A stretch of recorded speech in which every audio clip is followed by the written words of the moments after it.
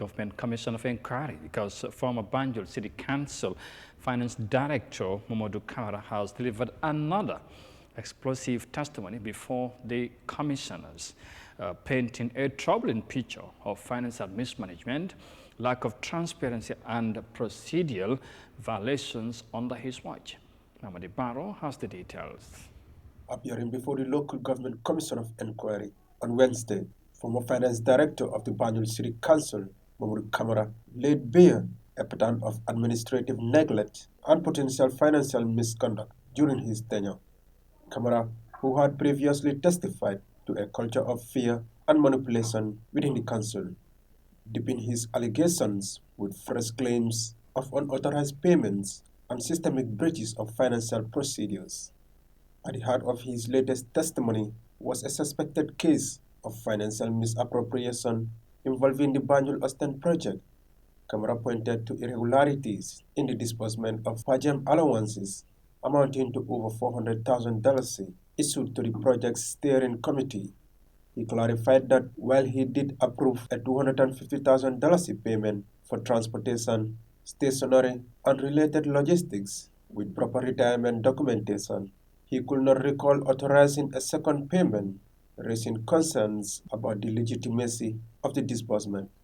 More alarmingly, Kamara alleged that during an external audit of the council, his office was deliberately bypassed, a move he suggested was intended to seal certain transactions from scrutiny. I have this documentation, yes, about the whole way that the external audit performed their audit for Banjul City Council, and then coming in 2 months, I'm working with them, and then even if somebody wants to circumvent the rules, the act is very clear.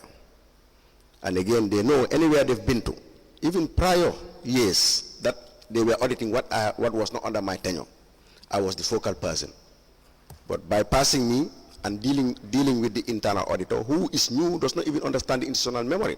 Yes. So I think these communications or whatever has taken place, which I have documented for a day like today, I think you should be able to take note of those memos and then do the needful.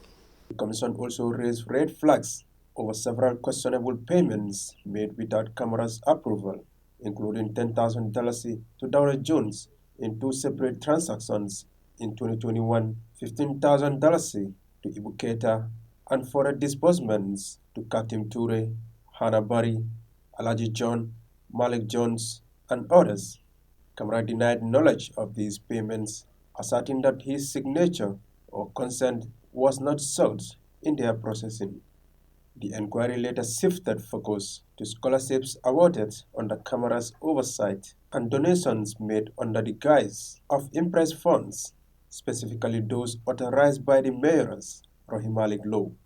On this, Kamara stated that both the mayors and the CEO should have adhered strictly to establish financial procedures. After the 6 months, payments were made without your consent? Yes, please. Is that the case? Yes.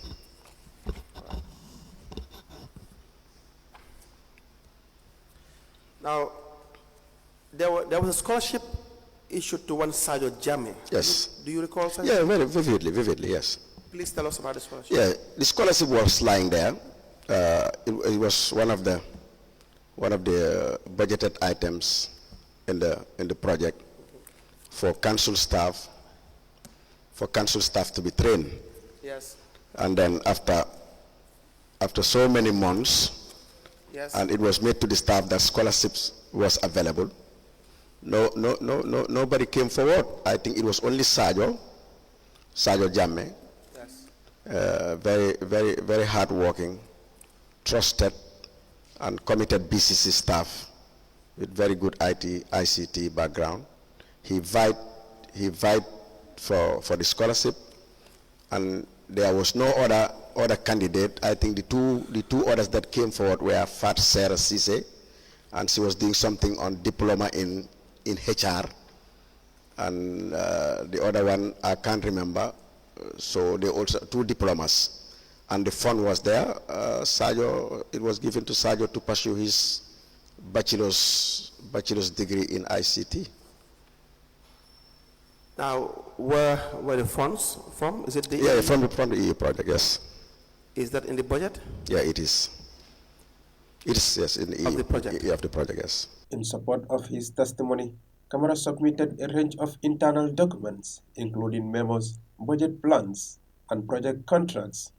The Commission has officially accepted the documents as evidence as it continues to probe the internal governance structures and accountability practices within the Banjul City Council.